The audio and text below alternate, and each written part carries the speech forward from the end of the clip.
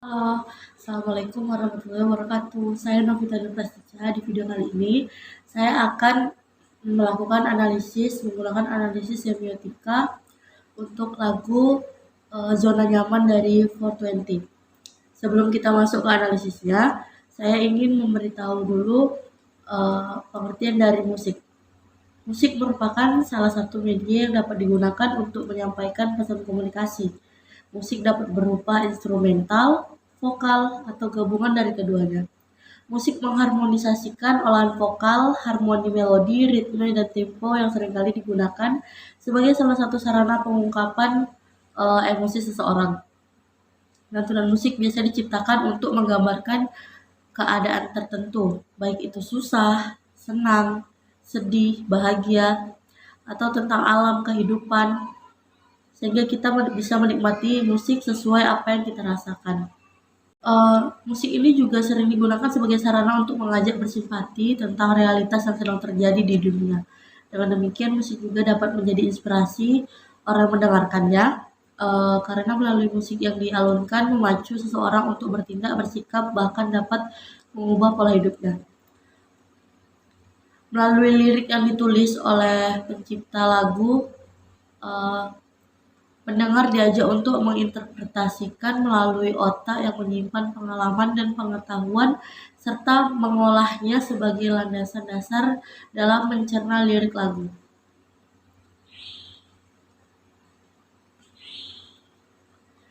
Namun di tengah maraknya fenomena lagu dengan tema cinta, muncul band indie asal Jakarta yaitu 420 dengan lagu yang berjudul Zona Nyaman, yang mengandung unsur motivasi dan biasa merubah pola berpikir pada umumnya. 420 ini sebenarnya bukanlah band pendatang baru. Band ini sudah lama terbentuk dari 20 April 2010. Band ini adalah bentukan dari Robby Satria alias Robby Geisha yang sekaligus menjadi produser, musik director, dan komposer dari 420 tersebut. Sedikit menjelaskan tentang Robby. Robby merupakan gitaris dari band Geisha. Di sini terlihat bahwa Robby ingin memberi warna baru dalam industri musik. Pada Desember 2014, 420 ini mengeluarkan mini album yang berjudul Setengah Dulu. Album ini hanya awal dari upaya mereka untuk menyebarkan pesan. Mereka pada tanggal 17 Mei 2015, mereka merilis lagi album pertamanya yang berjudul Lelaku.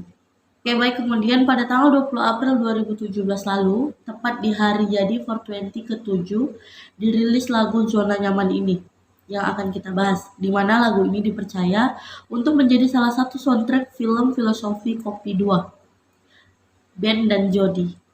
Lagu ini dirilis bersama dengan mini album kedua yang berjudul Jangan Minta Nambah. Film Filosofi Kopi 2 ini merupakan season kedua. Dalam film ini menceritakan tentang apa yang terjadi setelah mimpi mereka berdua, Ben dan Jody, di film season pertama terwujud, yaitu keliling Indonesia untuk mencari kopi terbaik. Dengan latar belakang film yang seperti itulah, maka dipilihlah lagu Zona Nyaman ini untuk mengisi soundtracknya.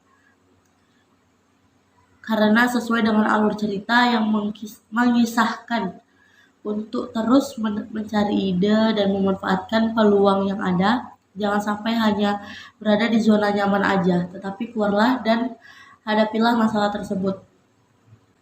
Melalui film tersebut juga, 420 saat ini menjadi band yang paling familiar di kalangan anak muda zaman sekarang.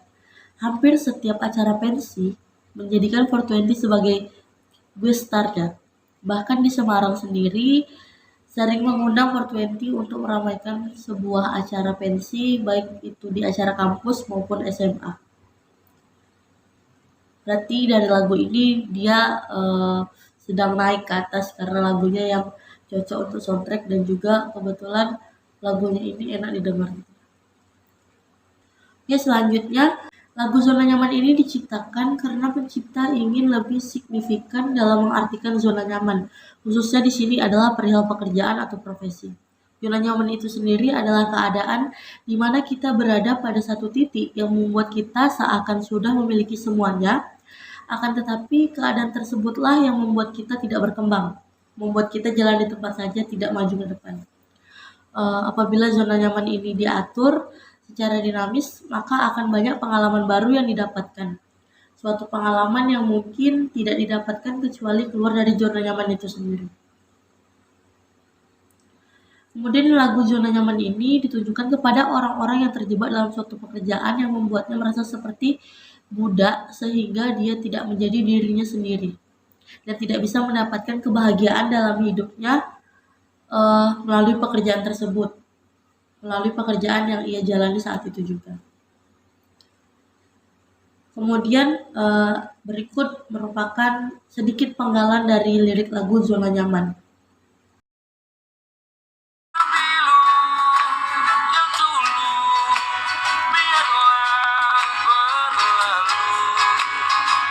Bekerja bersama hati, kita ingin sambungkan seekor sapi, sepilu yang dulu biarlah membiru, berkarya bersama hati. Nah, itu tadi penggalan dari lirik lagu Zona Nyaman. Di dalam lirik tersebut mengandung makna motivasi bahwa kita diciptakan sebagai manusia yang dikaruniai pikiran dan akal sehat untuk kita berpikir agar bisa menciptakan sesuatu yang kreatif dan bisa memanfaatkan peluang yang ada. Kita harus bekerja sesuai dengan passion yang kita miliki, bukan karena paksaan, apalagi hanya karena sesuatu yang menggiurkan. Jangan sampai kita hanya diperbudak oleh suatu pekerjaan yang kita kerjakan selama hidup kita. Sehingga lagu ini dibuat untuk memotivasi para generasi muda yang mempunyai banyak mimpi supaya lebih maju ke depan dan lebih termotivasi untuk bangkit lagi. Pada lagu ini pesan komunikasi dalam konteks kehidupan untuk mendorong dan menyemangati individu cukup kuat juga dengan melibatkan realitas kehidupan sekarang ini, realitas kehidupan yang ada di dunia yang kita rasakan. Kemudian untuk merasakan kebahagiaan ini harus bekerja dengan hati sesuai apa yang kita inginkan, bukan kita seperti pasrah akan pekerjaan gitu. Kemudian jarang sekali musisi di Indonesia yang mengambil inspirasi untuk lagunya dengan tema zona nyaman ini. Lirik dalam lagu Zona Nyaman ini pun juga diharapkan dapat memberikan inspirasi kepada halayak, khususnya para penggemar 420 itu sendiri. Untuk menganalisis makna motivasi pada lirik lagu Zona Nyaman ini, penulis menggunakan teori semiotika dari Ferdinand de Saussure. Teori semiotika ini menganggap bahwa makna tidak bisa dilihat secara atomistik atau secara individual. Saussure juga menegaskan bahwa bahasa adalah fenomena sosial. Bahasa itu bersifat otonom. Struktur bahasa bukan merupakan cerminan dari struktur pikiran atau cerminan dari fakta-fakta. Dalam teorinya dijelaskan bahwa tanda memiliki 3 unsur yang saling berhubungan, yaitu penanda, petanda, dan signifikansi.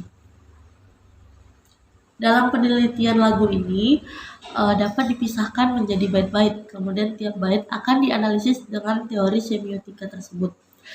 Terdapat 3 unsur, penanda, petanda, dan signifikansi.